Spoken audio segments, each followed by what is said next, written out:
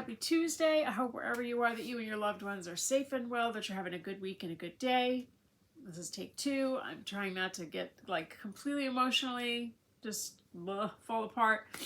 I had an experience today that took me back to moments just like it in my own medical journey. And that's why I'm filming today, because I wanted to remember this rawness of this moment and share it with all of you, because if you're just following the channel out of the kindness of your hearts, I appreciate that. But if you're following the channel because you also have CRPS or arachnoiditis or, fill in the blank, or your own medical story, your own, medical life going and your own disease process, you're going to be able to relate to this. But I went to see my pain management doctor for my regular office visit today, but I had to go to the Upper West Side to do it. And getting there was a pain and a half. I decided, for the sake of my back, because we're further away from that office than we were before, and so it's even longer to get there. And so I was like, I'm going to take the express bus to the subway. So that's what I did. But the bus took forever because there was so much traffic. And I got a little bit nervous that I wasn't going to make it on time. But I did, with minutes to spare. And I did. It was the right way to go because I was able to sit comfortably in the bus versus sitting against the train seat, which is a nightmare and a half. But when I got there, like, I had to wait a little bit, where was I going? This is my plan for the day. When I did get called in, it was strange because I met my doctor. The nurse was bringing me in, and I met my doctor in the hallway. And so he said, "Oh, I'll take her." And so the nurse never even got to do my vital signs. I felt like I was like thrown into a revolving door and somebody spun it around and I just fell out the other side. That's what that office visit felt like. And it's never like that. But whatever, they were backed up and it was tricky, and I just had an experience before I went in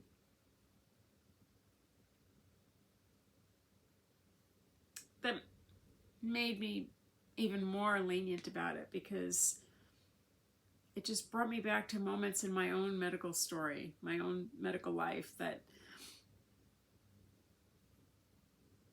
I saw a family, 3 generations of the same family. The patient was the eldest of them all, and she was an older lady in a wheelchair, and she was with her own child and their child, so it was 3 generations. And they obviously did not have an appointment, but they must have thrown themselves on the mercy of the office and said they would do anything to get this woman seen. And so the nurse came out and said, "Listen, I asked, I don't know how long it's going to be. It could be an hour, it could be 2 hours, but if you're willing to wait, we'll get you in today." And so the woman said, "Yes, please, we'll wait." And so I thought, oh, been there, done that, but not with such a nice resolution. And so they got settled in to wait. And at one point I heard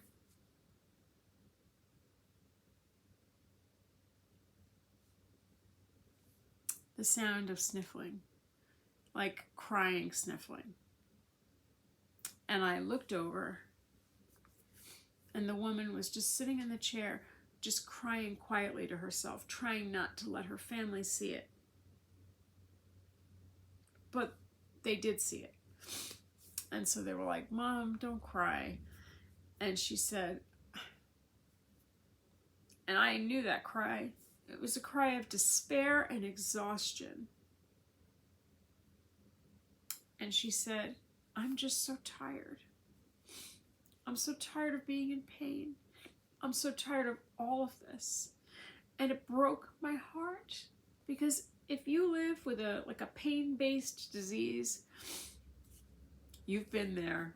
You've cried, whether you've been in an office or at home or whatever, you've been there and you've cried as she was crying. And I wanted so badly to get up and go over and just be with her in that moment, but it just felt inappropriate because then her family was trying to help, but she just said she couldn't even interact. And I felt so sorry for her because, especially in the early part of my medical life, I had a lot of those moments, and some were in doctor's offices, some were at home, some were in the subway. I mean, when you have reached the end of your tether in terms of what you can handle pain-wise, you just feel broken. And I'm lucky because I am a highly functional CRPS patient. But this lady, man, I just felt for her. And so even though my visit went very quickly, like, I knew she was in very good hands being at that office today. And that made me, I didn't care how fast or how slow my visit was, because I thought, maybe she'll get an answer. Maybe she'll get relief today, or start on the journey to some relief. And I don't know what her situation was. Excuse me. But, oh man, I just saw myself in that moment, and it broke me, because I thought, oh, that was the sound of just despair and just emotional and physical exhaustion for your situation. And then what does she say? I'm so tired. And I just was like, and she said it in such a small voice, and I just was like, oh my, nobody should be in that position. And yet so many of us are, or have been, or will be, and it's crap. It hurts. It's such a bad place to be. And if you live in your own medical journey, if you're dealing with a pain-based disease process, you know what I'm talking about. You know what she was saying. You know how she felt. You might know how she feels right this minute.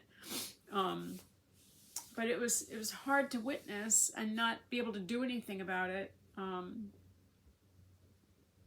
I wanted so badly to do something about it, but I couldn't. And so I just was trying to send her good wishes, and which sounds dumb, but that was all I could do. I felt helpless in that situation. Like, what can I do? What can I say?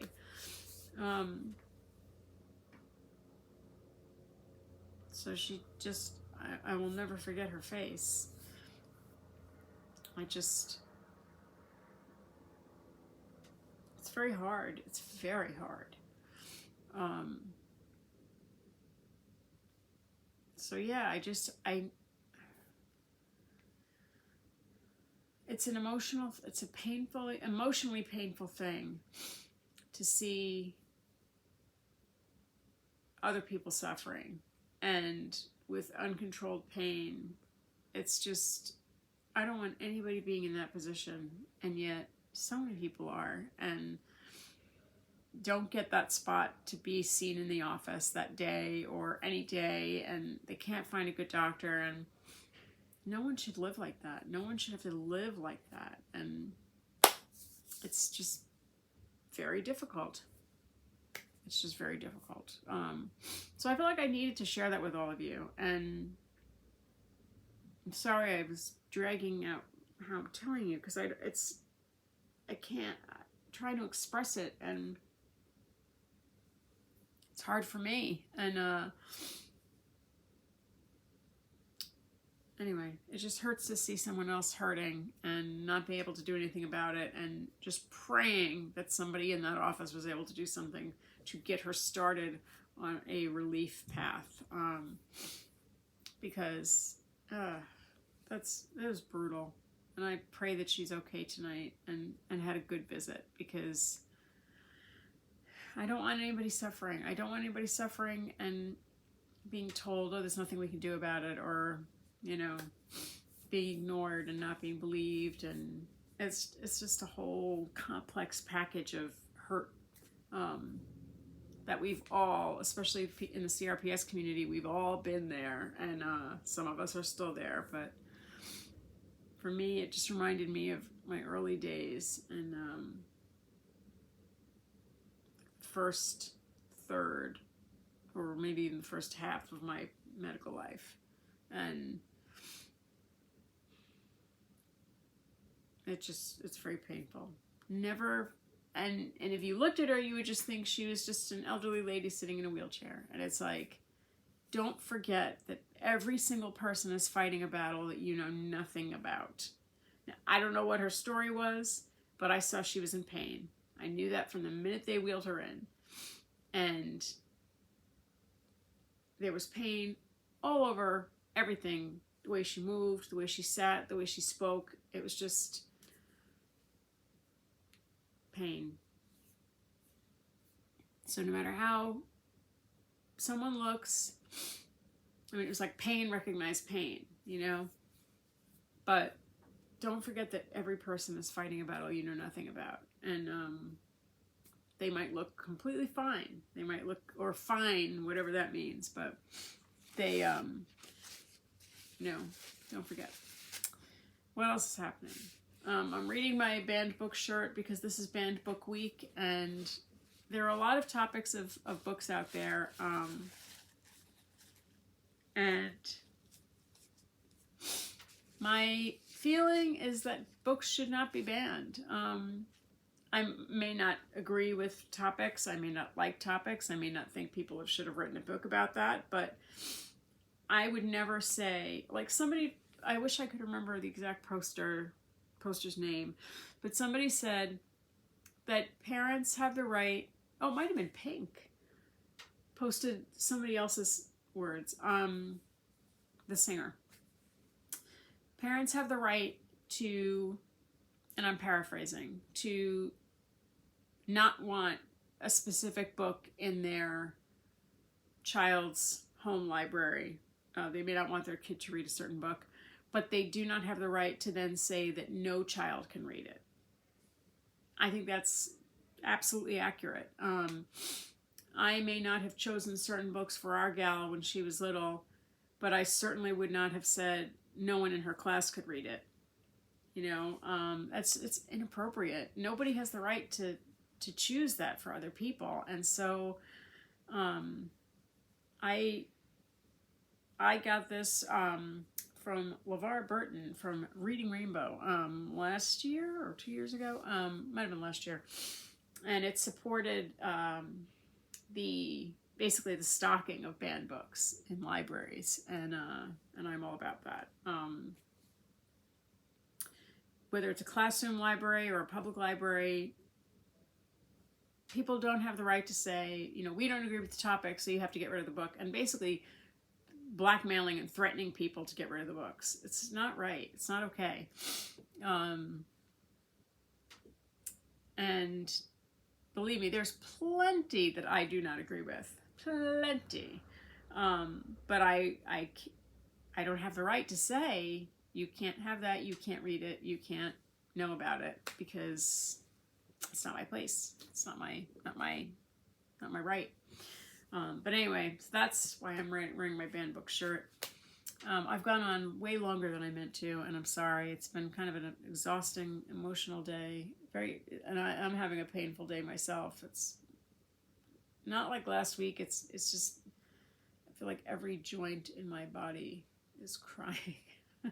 It hurts. So I'm just exhausted, and I'm not sleeping well. So fun. Same old, same old. But anyway, I'm going to leave it there because I've rambled and rambled. And I hope wherever you are that you have a low pain, no pain, low aggravation, no aggravation kind of a day, kind of a week, and kind of a weekend to come, because that's what we hope for. That's what we deserve. That is what I truly wish for each and every one of you. I hope wherever that woman is tonight that she's on to better days. and comfort, even in small increments, because a small increment is better than no increment. So I will see you this week for the blog, next week for everything. Have a good evening. Take care and be well.